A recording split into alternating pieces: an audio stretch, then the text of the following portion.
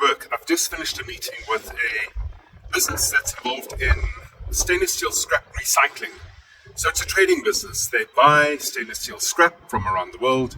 They then arrange it, clean it, sort it into various grades, shapes and sizes, and sell it to molds that then reuse the stainless steel. It's a fantastic business for the simple fact that stainless steel is absolutely recyclable and it's used again and again and again and again.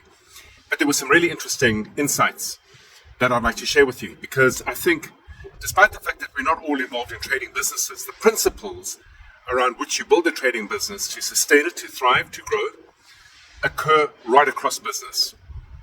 In the first instance over here, they buy their product based on the product that they have been able to secure sales for. And to get that right, you need as many people selling as you do working on the supply side.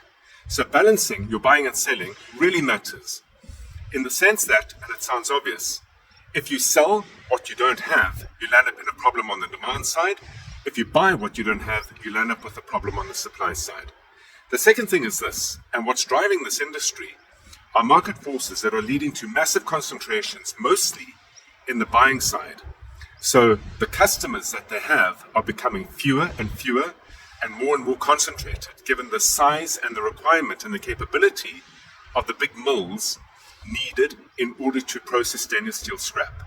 So in an environment where you have concentrations of either customers or suppliers, but more importantly customers, of more than 10%, it places your business at risk. And the reason it does is because relationships change in across these big businesses.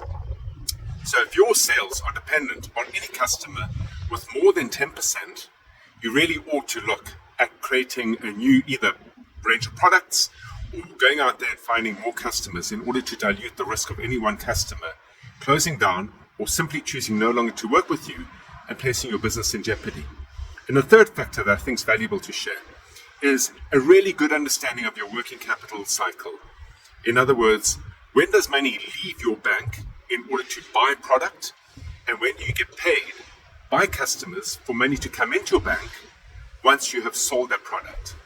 What I'm seeing across the board in most businesses is that more so now than before, as banks have become more reticent to provide funding and funding sources for small and medium-sized enterprises, that working capital cycles being stretched both by suppliers and both by customers who are looking to use you as the intermediary in your particular industry as the bank itself. So 3 things to watch out for. Keep a good eye on balancing your supply and your demand. Keep a really good eye on preventing any form of buy or sell concentration, especially in an environment where people shift and move relationships.